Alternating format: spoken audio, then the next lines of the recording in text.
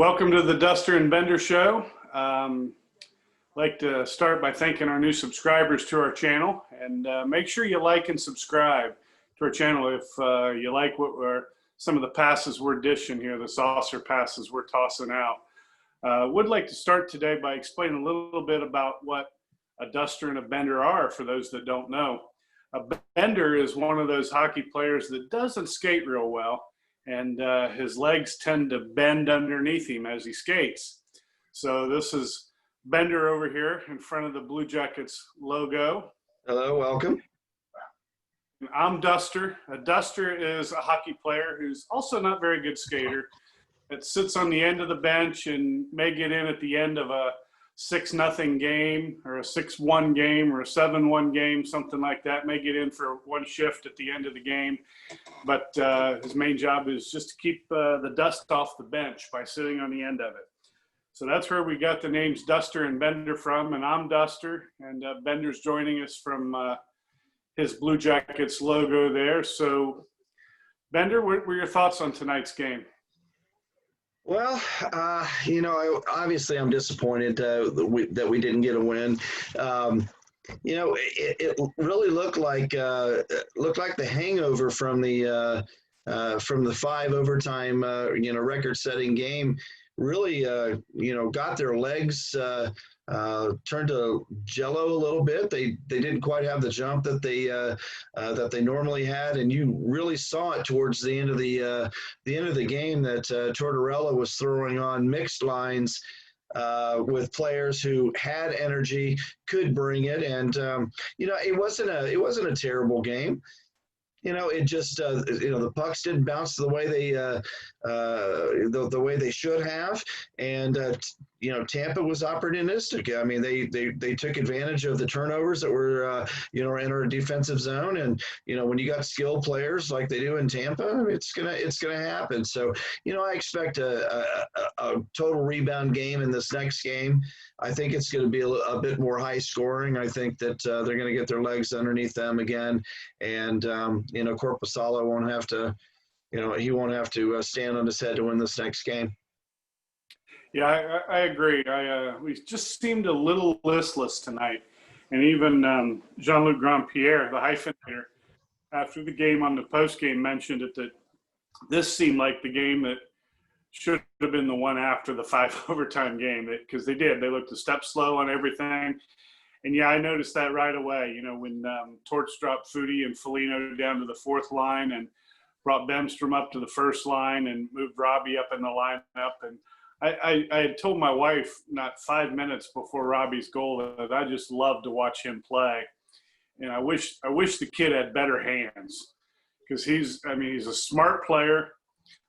He's nearly as smart as some of the Swedes. And, he's got that Ivy League education, which I guess helps for something. But he's a smart player and fast as a light. And if he just had better hands, but he did show some hands tonight, gathering that rebound and firing it back on the net. And Corpy getting a little feisty in goal tonight, too. He was getting a little upset at guys taking liberties with him. I like to see that. I'd like to see a little bit more of the defenseman stepping up and clearing that crease.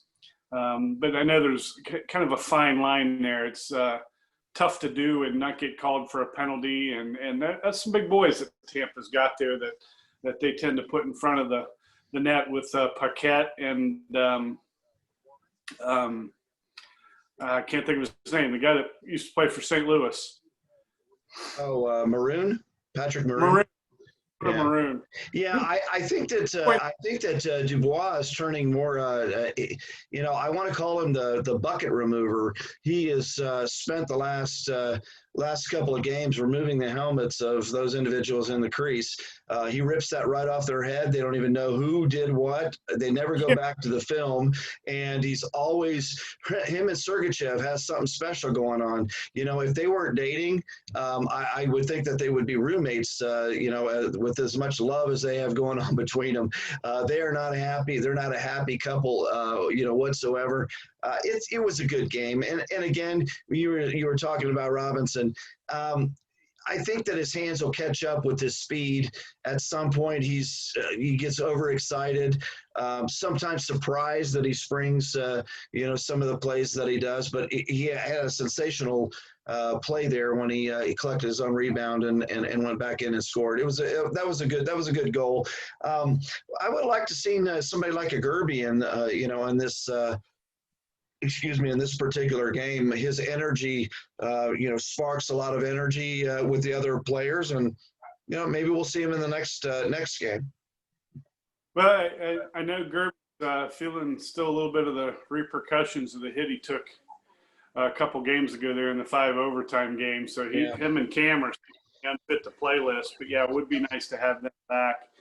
And I hope Robbie's hands do catch up with him, because when he got that goal, I tell you, I almost shot a Kirk. Very nice, very nice. Well, we could talk about the Blue Jackets all night. I do want to go to a stunning event in the NHL playoffs with Tuukka Rask, basically taking himself out of the bubble, out of the series, and out of the Stanley Cup playoffs for all intents and purposes. What's your take on that? Well, it's kind of mixed.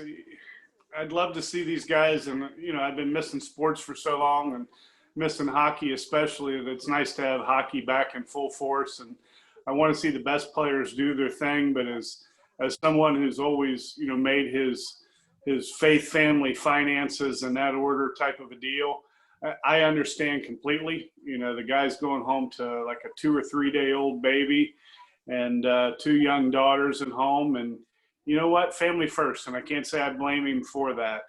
And so what you're saying right now is, since your wife is sitting close by, is that you would go home versus staying in the bubble? If I were in the same situation, I probably would do the same thing. Oh, very good, very good. Right. Okay, she can put her hammer down now, I think. It would be a tough decision to make. And fortunately, it's one that with my hockey playing ability, I will never have to make. That's absolutely true.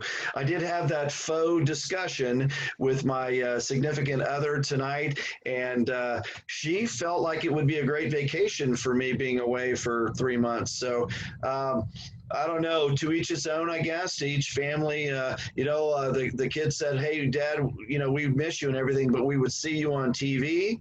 And she would have more time in front of the television to watch the shows that she wants to watch, like the Gilmore Girls, Stars Shallow, some cafe where no one has a job. They just go to the cafe, very much like Friends, to eat every day. That's all I have to say about that. Well, if you were in the bubble with me, Bender, it would make it a tough decision. That's for sure. Go. That's what I wanted to hear. If I could about tonight's game, the last 2 games, I've really liked the fact that we've been above 50% on faceoffs. We were like 54% tonight. And even Pierre-Luc Dubois, who I have maligned him for his faceoff ability every game he's played, but was above like 60% last game, and tonight was like 75%. So he's done a real good face-off, showing that he is engaged. And it's the little things that I think are going to make this series turn in our favor. Those little chips, you saw Foodie not necessarily make the right play. He was trying to make a play, and I can't fault the kid for that. But like Jody Shelley said, I think with time and experience, he'll dump that puck into the corner instead of trying to make a play into the middle of the ice that led to Tampa's first goal of the game there. But I think those little plays, those chips in the corner and the battles that you win along the boards, you only need to win 51% of the battles in hockey. And if you win 60%, you're increasing your chances of winning. And there's literally thousands of little battles that go on in the game, and they start with the face-offs. And I think just the fact that we're winning face-offs here these last couple of games and it's going to turn into winning some battles along the way. Yeah, I agree. And I agree. I have said for the longest time that, this game is a battle. It's a game of 6 inches. 6 inches on one side of the blue line, it's an onside play. 6 inches, or not even 6 inches, on that Bemstrom play. That was a wide open net. 3 inches, 2 inches would have got him the goal. We didn't get it. It happens that way. And, I think that right along with the plays that the players make on the ice, I think Tortorella is a tactician. He's an incredibly smart coach. He knows who to put in where. Case in point, Dubois at 74%. He takes that last face-off draw in the defensive zone. He puts, I think it was Riley Nash, right-handed shot. He pulls it back and wins the face-off. And again, it's a game of 6 inches, sometimes 3 inches, but I feel really strongly that the Jackets, if they take it 5, 6, even 7 games, I don't want to see it go 7 games. I think that's pretty grueling in this particular series. But they're built for this. They're going to get their legs back under them. They're going to come back in a couple of days. I guess we get to see them again on Monday, right? Monday.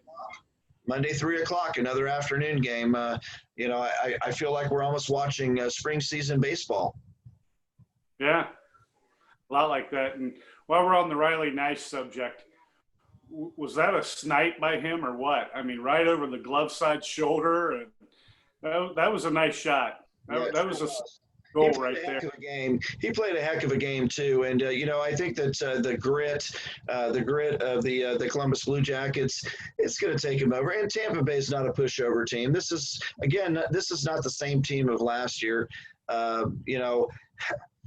If it was, I don't know if we'd win another series like that. It's just one of those things that you have a 128 point President's Trophy team coming in with all the with all the confidence in the world and getting smoked. We're not going to see that. I think this is a different Tampa Bay team. I think Maroon makes this a different team. He's very gritty. Him and Hedman, that's what they needed. They needed another grinder in there. They have the Sergachevs. It's just a different team. Yeah, I agree. They're a lot more disciplined this year, even though they were the third most penalized team in the NHL. Yeah. Showed early in the game today, but they're a lot more positionally aware. Even though Kucherov does seem very lackadaisical with that puck from time to time and loses it sometimes more often than he keeps it. But I agree. I think they're a better team than last year, when they won the President's Trophy and set all kinds of regular season records. I think they're a better team overall, a more well-rounded team, more defensively aware, and the Maroon brings an element to the team along with Paquette and some of those other grinder type of forwards that can compete with the Jackets this year, because last year they were outmatched in that end of the game. Yeah, and I know this may be a crazy sounding theory, but we really need to keep Tampa out of the box. I think we play a better 5-on-5 than we do a power play. When we get all of our teams rolling 4 lines, I just felt uncomfortable the entire time. We were 5-on-4 and 5-on-3. Never had any real synergy that was flowing around the ice. They couldn't keep it together, and we got to get that together. I mean, this is the true introductory series for us. We've got to figure out what we got to do to score on the power play, to at least make them respect the fact that you can't just take liberties wherever you may. Yeah. Had power play goals in the first 2 games in this series. So, yeah, I've liked what I've seen out of our power play early on. Now, the last power play the other night, in what was that, Thursday's game, the last power play was just – it was nearly awful. And, of course, you're right. There wasn't a whole lot of chances on the power play tonight other than Bemstrom's that went off the post.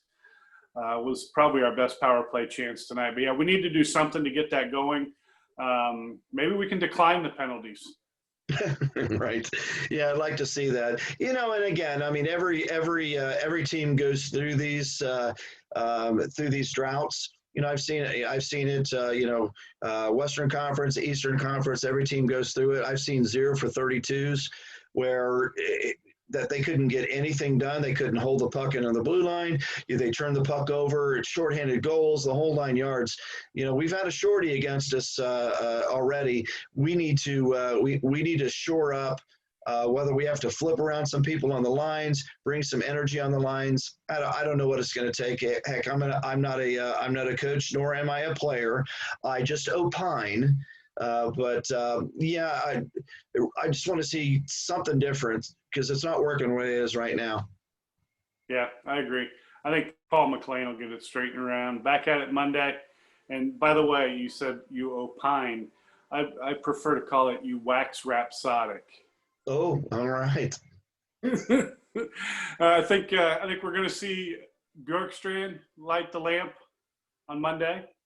I think we're going to see Goose get on the board and light the lamp on Monday, and two other goals from at this point unnamed. I think we're going to see four goals out of this team for a 4-2 victory Monday, led by Bjorky and Goose. Sounds good, buddy. All right. Well, we'll talk to you soon. And again, thanks for joining in on our video channel. Like and subscribe, please. Share it with your friends. We're just looking to have a good time and put out some content that you might enjoy. Hockey for the common man. It is, and we are very common. We'll see you. You too.